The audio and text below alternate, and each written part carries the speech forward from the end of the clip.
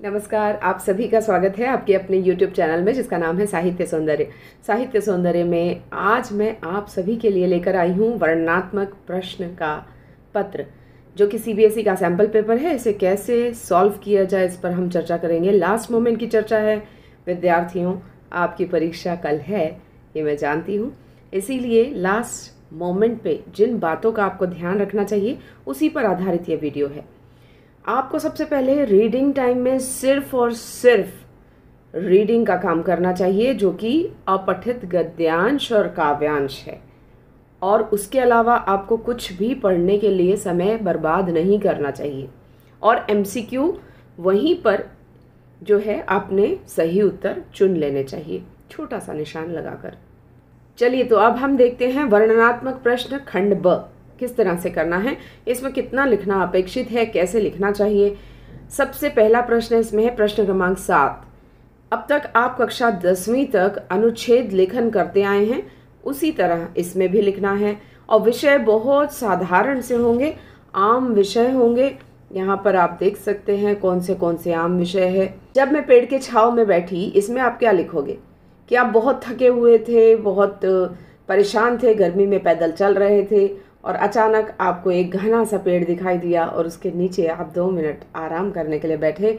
तब आपको पेड़ के महत्व का एहसास हुआ, पेड़ की महत्ता को आपने समझा। इस तरह से आप कोई भी कविता इसके ऊपर आधारित, अगर आपको पेड़ों के वर्णन पर कोई भी कविता आती है तो वो आप लिख सकते हैं। और शेख चिल्ली की तरह अपने ही पाँव पर कुल्हाड़ी नहीं मारनी, पेड़ काटकर हम अपना ही जीवन बर्बाद कर रहे हैं। इस तरह की बातें जो आपको उस वक्त याद आती है आप लिख सकते हैं। और इसका लेखन सिर्फ 1 या 1.5 पेज का होना चाहिए, इससे ज़्यादा बड़ा नहीं होना चाहिए। अगला इसमें विकल्प है चंद्रयान 3 की सफलता पर मेरी प्रतिक्रिया। अब आप न्यूज़ देखते नहीं हो तो आप ये प्रश्न का उत्तर नहीं कर सकते, इसलिए आपके लिए सबसे आसान है जब मैं पेड़ की छाया के नीचे बैठी, वो सबसे काल्पनिक आप इसमें लिख सकते हो। विचारों में मग्न मैं जी रहा था कि, अब यहाँ पर भी पूरी कल्पना है, कल्पना पर आधारित है। आप इसे जोड़ पाओ या ना जोड़ पाओ, इसलिए आप इसे भी छोड़ दो। यहाँ स्पष्ट है बिल्कुल विषय। इस तरह आपको एक स्पष्ट और उचित विषय चुनना चाहिए जिसकी जानकारी आप बड़ी आसानी से काल्पनिक रूप से दे सकते हो, तो आपको इसमें पूरे 5 में से 5 अंक मिलेंगे। निम्नलिखित प्रश्नों को ध्यानपूर्वक पढ़कर किन्हीं 2 प्रश्नों के उत्तर लिखिए। तो यहाँ पर कविता लेखन में चित्र भाषा का औचित्य सिद्ध कीजिए। अब कविता लेखन पर प्रश्न है और चित्र भाषा का औचित्य मतलब कितनी उचित है, कितनी ज़रूरी है, उस पर प्रकाश डालिए। तो चित्र भाषा ज़रूरी है कविता में। कविता में जब चित्रात्मक वर्णन हो तो कविता आकर्षक लगती है, मन पर गहरी छाप छोड़ देती है। और यही सब बिल्कुल जनरल सी बातें आपको इसमें लिखनी है, बहुत गहरी छाप छोड़ देती है। जैसे आप उदाहरण भी यहाँ पर दे सकते हो। 3 नंबर का प्रश्न है तो आपको उदाहरण देना बनता है। तो यहाँ पर आप उदाहरण दे सकते हैं कि सुमित्रा नंदन पंत की कविता पर्वत प्रदेश में पावस, जो कविता है उसमें हमें वर्षा ऋतु के पर्वतीय सौंदर्य का सुंदर चित्रण प्रस्तुत करती है। कक्षा 11वीं से आप उदाहरण ले सकते हैं। कक्षा 12वीं की जो आपने कविताएं पढ़ी हैं वहाँ से उदाहरण दे सकते हैं कि कविता लेखन में चित्रात्मक भाषा जो है मन पर गहरी छाप छोड़ देती है। जैसे जननी निरखती बान धनोइया, यहाँ ये जब पद्य हम तुलसीदास जी का पढ़ते हैं तो हमें याद आता है कि ऐसा लगता है जैसे जो माता कौशल्या है, खड़ाऊ हैं, उनके धनुष और बाण हैं, उनको हाथ में लेकर बैठी हुई हैं और उन्हें याद कर रही हैं। तो ये आपका हो गया चित्रात्मक भाषा का औचित्य। चित्रात्मक भाषा का औचित्य, इसे उदाहरण देकर आप आराम से लिख सकते हैं, जिसमें आपको पूरे 3 में से 3 नंबर मिलेंगे। नाटक लिखते समय नाटककार को किन महत्वपूर्ण बातों का ध्यान रखना चाहिए, किन्हीं 3 बिंदुओं का उल्लेख कीजिए। यहाँ पर 3 बिंदु अपेक्षित होते हैं हर उत्तर में, इसमें से कोई 2 उत्तर आपको करने हैं। नाटक लिखते समय नाटककार को किन महत्वपूर्ण बातों का ध्यान रखना चाहिए।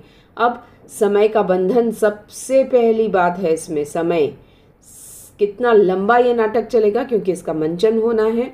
इस बात को ध्यान में रखते हुए लेखक को नाटक लिखना है उसके बाद उसमें संकेत बिंदु देने हैं, ध्वनि और प्रकाश की योजना पर विवाद सोचना है। और जब नाटक मंचन नाटक का किया जाता है तो वहाँ पर ध्वनि और प्रकाश की योजना के माध्यम से आधा भाव समझा दिया जाता है। तो कम शब्दों में और आम बोलचाल की रोचक भाषा का प्रयोग होना चाहिए। वर्तमान काल में लिखे जाने चाहिए नाटक। तो इस तरह आप 3 बिंदु यहाँ पर इसके लिख सकते हैं। अब कहानी में द्वंद्व का क्या योगदान है? सास बहू के इतने सीरियल आप देखते हो, उसमें द्वंद्व मतलब टग ऑफ वॉर, खिंचातनी। तो जहाँ पर लड़ाई हो, आपस में मतभेद हो, जहाँ पर पति पत्नी की लड़ाई के सीरियल, सास बहू के लड़ाई के सीरियल बहुत ज़्यादा चलते हैं। यही कहानी, इसी तरह कहानी में जब कि 2 व्यक्तियों के बीच द्वंद्व, थोड़ा सा मनमुटाव होता है तो कहानी आकर्षक मसाला उसमें आ जाता है एक तरह का। और इन परिस्थितियों में अब नायक क्या करेगा या नायिका क्या करेगी, ये प्रश्न जो है उस कहानी को आगे बढ़ाता है और मन में उत्सुकता बराबर पाठक के बनी रहती है। इसलिए द्वंद्व का विशेष योगदान है कहानी को रोचक बनाने में। ये था 3 नंबर का प्रश्न। अब हम देखते हैं 3 नंबर के अगले 2 प्रश्न किस प्रकार से आते हैं। ये आते हैं समाचार लेखन, फीचर लेखन, आलेख लेखन पर, जो कि है प्रश्न क्रमांक 9। निम्नलिखित प्रश्नों को ध्यानपूर्वक पढ़कर किन्हीं 2 के लगभग 60 शब्दों में उत्तर दीजिए। तो यहाँ उल्टा पिरामिड शैली से क्या तात्पर्य है, इसका महत्व भी बताइए। तो उल्टा पिरामिड शैली आप ऐसे बना दोगे, मुखड़ा, बॉडी, समापन। तो महत्व की सबसे महत्वपूर्ण जानकारी सबसे ऊपर होनी चाहिए, उसके बाद महत्व के घटते क्रम में जानकारियों को रखा जाता है। यही है उल्टा पिरामिड शैली। इसका उद्भव हुआ है खाड़ी युद्ध के दौरान। तो 3 बातों के लिए 3 नंबर का ये प्रश्न है। तो इसका उद्भव खाड़ी युद्ध के दौरान हुआ, ये लिख सकते हैं आप। और जब संचार के माध्यम इतने पुख्ता नहीं थे, बीच में ही कॉल कट जाया करती थी, तो संदेश पूरी तरह से दूसरे व्यक्ति तक पहुंच जाए, इसलिए सबसे ज़रूरी बात सबसे ऊपर बताते थे, फिर कम ज़रूरी बात बताई जाती थी सूचना देते हुए। तो ये हुआ हमारा प्रश्न 1, उल्टा पिरामिड शैली से क्या तात्पर्य है और उसका महत्व। टेलीविज़न समाचार के लिए कैसी भाषा का उपयोग होना चाहिए? तो आम बोलचाल की सरल भाषा का उपयोग होना चाहिए, जो लोगों को आसानी से समझ में आ जाए। अब टेलीविज़न में साथ में चित्र भी चलते हैं, तो बहुत ज़्यादा एक बात को बार बार बोलना उचित नहीं है। 3 बिंदु लिखने हैं आपको इसमें। 1, सरल और रोचक भाषा होनी चाहिए। स्पष्टता होनी चाहिए, जो बात की जा रही है उसमें स्पष्ट बिंदु, सारे क्लियर कट बात समझ में आनी चाहिए। तीसरा कि कम बोलना चाहिए या बहुत एक ही बात को बार बार बोलना उचित नहीं है। जैसे चैनल वाले, टीवी चैनल वाले बोलते हैं कि हम अभी अभी सबसे पहले लेकर आए हैं आप तक ये खबर, सबसे पहले लेकर आए हैं आप तक ये खबर। तो ये बात जब बार बार बोली जाती है तो समझने में व्यवधान उत्पन्न करती है। उधर से चित्र भी आ रहे हैं। टेलीविज़न जो है चित्र का माध्यम है, दृश्य श्रव्य है, तो वहाँ पर दृश्य पहले ही है, तो ज़्यादा एक बात को बार बार बोलना भी उचित नहीं है। जो दृश्य से दिखाया जा रहा है उसमें आप बार बार बोलते रहें, ये उचित नहीं है। सीमित संयमित भाषा का प्रयोग होना चाहिए, सरल शब्दों का प्रयोग होना चाहिए और औपचारिक भाषा तो होनी ही चाहिए। साथ में एक ही बात को बार बार बोलना चित्रों को दिखाते हुए उचित नहीं है। तो इस तरह 3 बिंदु आप टेलीविज़न समाचार के लिए भाषा कैसी होनी चाहिए इस पर लिख सकते हैं। यहाँ पर बहुत जनरल से प्रश्न पूछे जाएंगे। कविता लेखन, कहानी लेखन, नाटक लेखन में बच्चे आम तौर पर डरते हैं कि अब क्या करें।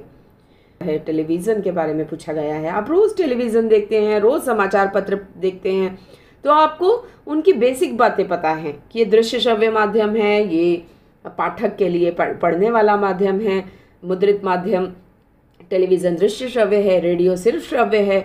तो ये किस किस काम आता है, उसके पाठक कैसे हैं, उसके दर्शक श्रोता कौन हैं, वो क्या सुनना चाहते हैं, कितने पढ़े लिखे हैं, इन सबको देखकर ही उसकी भाषा शैली आदि पर बोला जाता है और प्रकाश डाला जाता है। तो यहाँ पर आपको छोटी छोटी बातों को ध्यान में रख के अपने सिर्फ कॉमन सेंस से उत्तर लिखने हैं। तो घबराइए मत प्रश्न क्रमांक 8 और 9 के लिए।